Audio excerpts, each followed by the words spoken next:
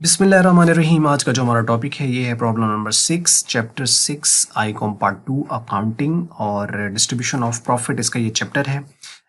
छठी problem देखने से पहले मेरी आप से रिक्वेस्ट ये रहेगी कि आप पांचवी प्रॉब्लम को देख लीजिए, क्योंकि अगर आप पांचवी प्रॉब्लम को देख लेंगे तो उसके बाद अगर आप इस पर आएंगे तो आपके लिए बहुत आसान रहेगा, क्योंकि इस प्रॉब्लम में कुछ भी नहीं है। पांचवी प्रॉब्लम और छठी प्रॉब्लम का डेटा बिल्कुल सेम है, सिर्फ इतना फ़र्क है कि जो पांचवी प्रॉब्लम है उसमें हम जो कैपिटल्स अकाउंट बना रहे हैं वो फ्लक्चुएटिंग पे बना रहे हैं, और जो छठी प्रॉब्लम है उसमें हम जो कैपिटल्स बना रहे हैं वो फिक्स्ड की बेस पर बना रहे हैं। तो सिंपल हमें टेक्निक को देखना है कि फ्लक्चुएटिंग में किस तरीके से होता है और फिक्स्ड में किस तरीके से होता है, बाकी तो सेम सेम चीज़ चल रही है। तो इसमें आप देखिए कि प्रॉब्लम को पढ़ लेते हैं जल्दी जल्दी से, तो ताकि हम जल्दी मूव करें, क्योंकि हमने सिर्फ डिफरेंस को देखना है। ए इसमें क्या करते हैं प्रॉब्लम में, A and B are partners sharing the profits and losses in the proportion of 3:2 with capital of ₹10,000 each. A और बी दो पार्टनर हैं, प्रॉफिट लॉस इस रेशियो के मुताबिक शेयर कर रहे हैं, कैपिटल हर एक का 10,000 है। Each partner is entitled to 5% interest on capital, हर एक का इंटरेस्ट ऑन कैपिटल 5% है, तो हम इसके ऊपर 5% कैलकुलेट करेंगे ए के लिए, और इसी पर हम कैलकुलेट करेंगे 5% बी के लिए। तो अब जैसा कि आप जानते हो कि इंटरेस्ट ऑन कैपिटल फर्म का एक्सपेंस है, तो इसका मतलब है कि एप्रोप्रिएशन अकाउंट की डेबिट साइड पे जाएगा, ये जितनी भी रकम इसके ऊपर बनेगी दोनों का, ए का और बी का, डेबिट साइड होगा एप्रोप्रिएशन अकाउंट की, और उनका कैपिटल में हम क्रेडिट करते हैं। लेकिन चूंकि ये हम फिक्स्ड बेस पे कर रहे हैं तो अब हम कैपिटल के अकाउंट में क्रेडिट नहीं करेंगे, अब उनके करंट अकाउंट में ये रकम क्रेडिट करेंगे। मतलब अगर आप डिफरेंस देखो तो जो चीज़ पहले कैपिटल में क्रेडिट होती थी कैपिटल अकाउंट में, अब वो कैपिटल के अकाउंट में क्रेडिट नहीं होगी, अब वो उनके करंट अकाउंट में क्रेडिट होगी। जो चीज़ उनके पहले कैपिटल अकाउंट में क्रेडिट होती थी फिक्स्ड के केस में, वो उनके करंट अकाउंट में क्रेडिट होगी। जो चीज़ पहले उनके कैपिटल अकाउंट की डेबिट साइड पे आती थी, अब वो उनके करंट अकाउंट की डेबिट साइड पे आएगी। बस इतना सा ही डिफरेंस है, क्योंकि फिक्स्ड में हम क्या करते हैं, कैपिटल को दो पार्ट्स में कर देते हैं, एक कैपिटल अकाउंट और एक उनका करंट अकाउंट। मतलब जो चेंजेस हैं वो करंट अकाउंट में, और जो उनका ओरिजिनल कैपिटल है उसको कैपिटल अकाउंट में लिखा जाता है, ताकि कैपिटल चेंज ना हो। इसी वजह से इसको कहते हैं फिक्स्ड अप्रोच। ठीक हो गया। नेक्स्ट बात करते हैं कि B is entitled to a salary of 150 per month. B को जो है वो सैलरी है 150 पर मंथ, चूंकि पर मंथ है तो इसको हम 12 से करेंगे मल्टीप्लाई, तो आ जाएगा 1800। तो ये बी की सैलरी है तो बी के अकाउंट में क्रेडिट, मतलब बी का अकाउंट यहाँ पर करंट अकाउंट है, यानी बीज करंट अकाउंट, तो उसके क्रेडिट साइड पे आएगा 1800, और चूंकि ये फर्म का एक्सपेंस है तो ये अप्रोप्रिएशन की डेबिट साइड पे भी जाएगा 1800। नेक्स्ट वो बात कर रहा है during the year 2005 the drawing of the partners in anticipation of their share of the profit and salary are A ₹1000 B ₹1000। क्या मतलब साल के दौरान उनकी जो ड्राइंग है वो 1,000 है। तो चूंकि ड्राइंग है तो ड्राइंग का ना तो ये एक्सपेंस है ना ये रेवेन्यू है, तो इसका मतलब एप्रोप्रिएशन के साथ उसका कोई ताल्लुक नहीं है। तो कहाँ जाएगा, उनके अकाउंट में तो जाएगा, पार्टनर्स के अकाउंट में, और उनके अकाउंट्स में करंट अकाउंट में जाएगा, चूंकि हम फिक्स्ड की बेस पर चल रहे हैं। तो मतलब कि इससे उनका कैपिटल कम होगा, तो इसका मतलब है कि उनके जो करंट अकाउंट है उसकी डेबिट साइड पे एक ए का जो करंट अकाउंट है उसमें 1,000 आ जाएगा डेबिट साइड पे, और बी का जो करंट अकाउंट है उसके भी डेबिट साइड पे आ जाएगा 1,000। Profit for the year prior to the calculations of interest on the capital but after charging the salary of the partner amount to ₹8,000। ये पहले भी हम कैलकुलेशंस कर चुके हैं कि 8,000 जो उसने ये प्रॉफिट दे रखा है, इसमें उसने कुछ गलतियां की हुई हैं, कि मतलब जो उसको ऐड नहीं करना था उसने ऐड कर दिया, और मतलब उस वक्त नहीं करना था, और जो उसने लेस कर दिया है वो उसने उस वक्त नहीं करना था, बाद में होना था। तो ऐसी कुछ चेंजेस हैं। तो ये आपको पता है ये जो प्रॉफिट होता है ये वो प्रॉफिट होता है जो प्रॉफिट एंड लॉस निकाल के देता है।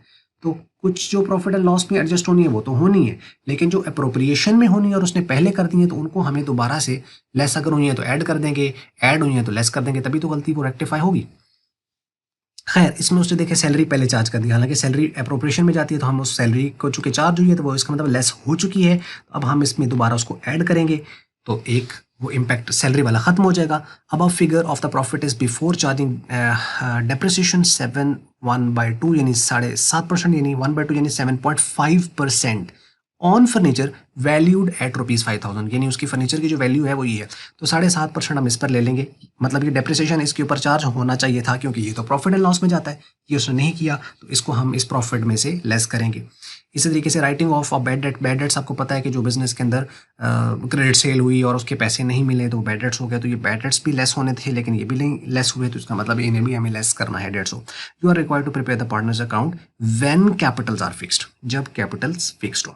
ठीक है, तो ये पहले सबसे पहले हम एडजस्टमेंट कर लेते हैं। देखें, यहाँ से सोल्यूशन स्टार्ट हो रहा है, पांचवी प्रॉब्लम आपने देखी है, तो आपने ये एडजस्टमेंट वहाँ पे भी देखी होनी है, तो मतलब इसके अंदर किसी तरह का भी कोई चेंज नहीं है। प्रॉफिट बिफोर एडजस्टमेंट 8,000, सैलरी इसमें से लेस हुई थी, हमने दोबारा ऐड कर दिया 1,800। ठीक है ना, 150 मल्टीप्लाई 12 से किया तो 1,800 आ गई, लेस कर दिया डेप्रिसिएशन जो कि लेस होना था और उसने नहीं किया, तो ये 5,000 का 7.5% है। तो ये आप कैलकुलेट आपको करना आता है, एक बार कर लीजिएगा ताकि इसके अंदर कोई प्रॉब्लम ना रहे। मैं आपको वैसे यहाँ पे दिखा देता हूँ ताकि इसका कोई इशू ना रहे। Just give me a second. ये आ गया जनाब, इसमें हमारे पास 5,000 था फर्नीचर की वैल्यू, तो फर्नीचर का हम ले लेंगे 7.5। जब इसको मल्टीप्लाई करेंगे 7.5 से तो वो ये आ जाएगा, और इसे हमें परसेंटेज खत्म करने के लिए 100 से डिवाइड करना है, तो 375, तो ये 375। This is the depreciation amount which should have been deducted from that amount but it has not been. इसको पहले हो जाना चाहिए था इसमें से माइनस, लेकिन ये हुआ नहीं है, अब हम कर देंगे इसमें से। बैड डेट्स हो जाने चाहिए थे लेकिन हुए नहीं, अब हम कर देंगे, तो 150 के यानी ये लेस कर दिया, ये ऐड कर दिया, तो इसके बाद हमारा एक्चुअल प्रॉफिट आ गया। एक्चुअल में ये प्रॉफिट आना चाहिए था प्रॉफिट एंड लॉस से, लेकिन उसने हमें ये दे रखा था। अब हम हमारे पास एक्चुअल प्रॉफिट आ गया जो प्रॉफिट एंड लॉस से आता है, जिसे हम अप्रोप्रिएशन की क्रेडिट साइड पे लेके जाते हैं, वो अब हमारे पास है, इसे हम ले जाएंगे क्रेडिट साइड पे। तो मतलब यहाँ पे भी इस कैलकुलेशंस में देखें, मेन जो चीज़ नोट करने वाली वो ये है कि जब आपने फ्लक्चुएटिंग से कैपिटल्स बनाए हैं उस वक्त भी सेम कैलकुलेशन हुई है, अब आप फिक्स से बना रहे हो तब भी सेम कैलकुलेशन हुई है, मतलब कैलकुलेशन स्पेस पे कोई फर्क नहीं पड़ा है प्रॉफिट एडजस्टमेंट का। एक तो कोई चेंज नहीं आया, तो इसका मतलब फिक्स्ड हो या फ्लक्चुएटिंग हो, कैलकुलेशंस सेम रही। अब हम देखते हैं कि क्या अप्रोप्रिएशन पे कोई फर्क पड़ा, उस पर भी कोई फर्क नहीं पड़ा है। देखें, जो फर्क पड़ा है वो मैं आपको बताता हूँ। इसकी क्रेडिट साइड पे अगर आप देखें तो ये जो प्रॉफिट अभी हमने ऊपर निकाला है ये क्रेडिट साइड पे यहाँ पे आया, पिछली प्रॉब्लम में भी इधर ही था। सैलरी डेबिट साइड पे है, एक्सपेंस है ऑब्वियसली, पिछली प्रॉब्लम में भी इधर थी। Interest on A capital, interest on B capital 5,500, ये पिछली प्रॉब्लम में भी यहाँ पे थी, अब भी यहाँ पे। ये 5,500 कहाँ से आया है? 10,000 उनका कैपिटल है, 5% आपने उस पर कैलकुलेट किया है, तो 5% कैलकुलेट करें 10,000 का तो 500 ए का और 500 बी का आता है। ठीक है, तो फिर हमने इन सारों का टोटल किया 2800 आप इसमें से माइनस कर दें तो बाकी जो डिफरेंस आएगा वो आपका आएगा वो प्रॉफिट जो पार्टनर्स के दरमियान डिस्ट्रीब्यूट करना है। अब आप यहाँ पे देख लो कि नीचे कैलकुलेशन हुई हुई है। टोटल क्रेडिट साइड मतलब ये वाला 9,275, इसमें से डेबिट आपने 2,800 माइनस कर दिया तो 6,475। This is the amount 6,475, that is the amount that is to be distributed among the partners in their given ratio and the given ratio is 3:2। तो आपके पास ये रेशो है, इसका रेशो का सम कर दिया तो 5 आ गया आपके पास, तो सम ऑफ रेशो हम करेंगे। ठीक है, तो 5 आ गया। ए का शेयर निकाल लिया, बी का शेयर निकाल लिया, उसी तरीके से जैसे हमने पिछली प्रॉब्लम में निकाला है, यानी टोटल प्रॉफिट उसका शेयर और सम ऑफ रेशो पर डिवाइड, तो आपके पास 3,885। बी का भी शेयर इसी तरीके से निकाला, उसका 2/5 कर देंगे और तो ये 2,590। तो मतलब प्रॉफिट पे तो कोई फर्क नहीं पड़ेगा, चाहे आप फ्लक्चुएटिंग से करें चाहे आप फिक्स्ड से करें। कॉमन सेंस है कि क्या प्रॉफिट पर फर्क पड़ेगा अगर हम फिक्स्ड कैपिटल्स मेंटेन कर रहे हैं या फ्लक्चुएटिंग मेंटेन कर रहे हैं? वो तो कैपिटल की मेंटेनेंस है, प्रॉफिट पे तो कोई फर्क नहीं पड़ेगा। अगर ऐसे फर्क पड़ता कि प्रॉफिट को बढ़ाया या कम किया जा सकता तो इसका मतलब है फिर तो यही टेक्निक यूज करते और फिर अपने प्रॉफिट चेंज कर लेते। तो मतलब प्रॉफिट पे तो कोई ऑब्वियसली फर्क नहीं पड़ना, और यही दलील है इस चीज की कि एक ये जो आपकी बुक है आईकॉम पार्ट 2 की, उसके अंदर जो सोल्यूशन दिया गया है उसमें जो आंसर है वो गलत दिया हुआ है इस प्रॉब्लम में, वो ये बनता है और वहाँ पे उसने कुछ और लिखा हुआ है। खैर, तो ये मैंने जो अभी आपको बताया है ये उस चीज़ से आप देख लीजिएगा कि उसका आंसर वहाँ पे आप टाइपो एरर कह लीजिए कि टाइपिंग में मिस्टेक है उनकी। तो ये प्रॉफिट है, क्योंकि प्रॉफिट तो कोई फर्क पड़ना ही नहीं है, प्रॉफिट तो यही आएगा, उन दोनों का सम भी करें तो वो ये प्रॉफिट आ रहा है, जबकि वहां जो 2 प्रॉफिट उन्होंने दे रखे अगर उनका सम किया जाए तो वो इससे ज्यादा आता है, जो कि पॉसिबल नहीं है। ठीक है, तो एक तो ये चीज भी नोट कर लीजिएगा। अच्छा, अब यहाँ पे कोई फर्क नहीं पड़ा है इस कैलकुलेशंस के ऊपर। अगर आप यहाँ पे देखें तो इस कैलकुलेशंस पे यानी प्रॉफिट जो आया है इस पे कोई फर्क नहीं पड़ा है। यहाँ पे भी कोई फर्क नहीं पड़ा है, सिर्फ चेंज है तो ये जो बोल्ड किया हुआ है ना मैंने, सिर्फ ये है। यहाँ पे पिछली प्रॉब्लम में लिखा हुआ था एज कैपिटल अकाउंट और रकम यही थी, और यहाँ लिखा हुआ था बीज कैपिटल अकाउंट और रकम यही थी।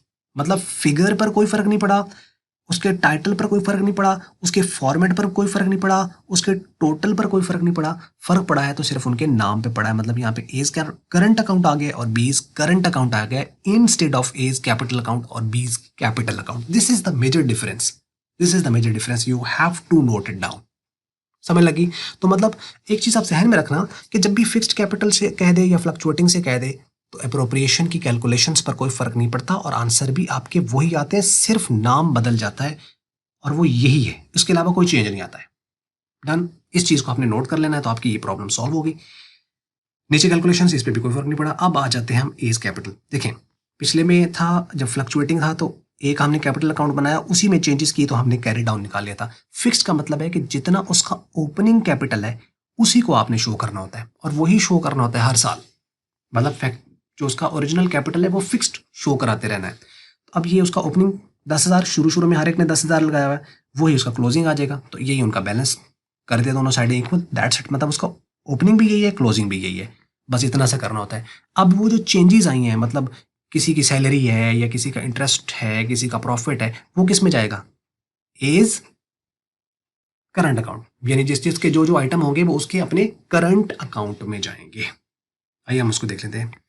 तो यहाँ पे जो एक एक चेंजेस थे वो ये हैं। प्रॉफिट ऑब्वियसली उसका कैपिटल की क्रेडिट साइड पे जाना चाहिए, तो अब यहाँ वो करंट अकाउंट की क्रेडिट साइड पे आ गया।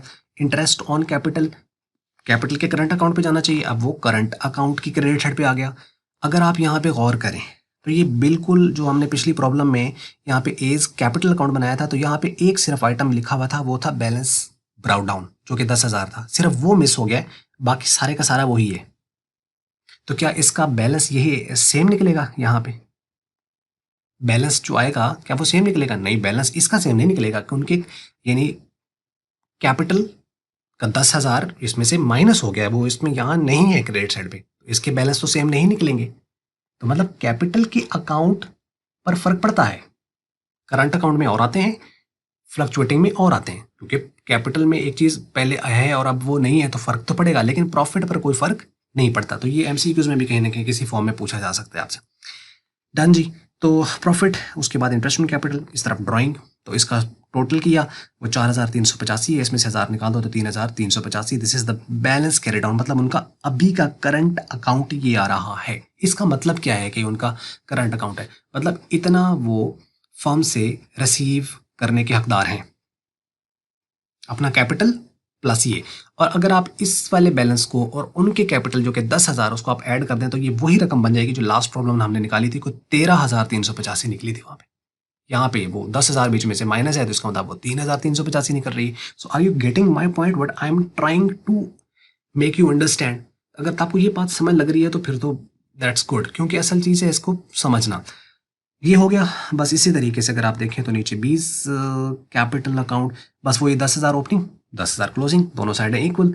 और उसके बाद अगर आप देखें तो बी का करंट अकाउंट आ जाएगा, तो उसमें देखें उसका प्रॉफिट आ गया, उसका इंटरेस्ट ऑन कैपिटल आ गया और उसकी सैलरी थी 1,800, वो आ गई। क्योंकि इससे उनके, अब हमें कैसे याद रहेगा कि ये इधर आने हैं, क्योंकि उनके कैपिटल इससे बढ़ते हैं। तो जब आप कैपिटल की जगह क्या चीज़ आ रही है? करंट अकाउंट, तो मतलब करंट अकाउंट उनका इंक्रीज होगा, तो ये क्रेडिट साइड पे आ गए। और ड्राइंग से उनका करंट बैलेंस कम होगा तो वो डेबिट साइड पे आ गया। इन सारों का क्या टोटल? वो 4,890 है, इसमें से 1000 निकाल दो तो 3,890, दोनों साइडें इक्वल और question finish. So that was the problem. लें जी, उम्मीद है समझ लग गई होगी। मेन डिफरेंस को नोट कर लीजिएगा। मैंने ये भी बता दिया कि जो बुक में आंसर गलत है उसको आप देख लीजिएगा कि ओके, और मैंने रीज़न बता दिया कि कैसे वो गलत है। और क्या चीज़ है इसके अंदर और को बताने वाली? बस ये है, मेन आपने डिफरेंस नोट करना है कि मेन डिफरेंस पिछली प्रॉब्लम और इसमें क्या है। तो अगर पिछली प्रॉब्लम नहीं देखी उसको ज़रूर देख लीजिए, फिर इसको देखिए, तो आप खुद से डिफरेंस को नोट कीजिए और फिर आप उसको प्रॉब्लम को सॉल्व कीजिए, तो आपके खुद से जहन में बैठ जाएगा। फिर प्रॉब्लम्स खुद से सॉल्व करेंगे तो चीज़ें क्लियर होती चली जाएंगी। बस ये थी वीडियो। अगर आपको अच्छी लगे उसको आप लाइक कर लो, शेयर कर लो दूसरों के साथ। अगर आपको अच्छी नहीं लगी उसको आपका तो डिसलाइक, और वीडियो देखने का हमेशा की तरह बहुत बहुत शुक्रिया।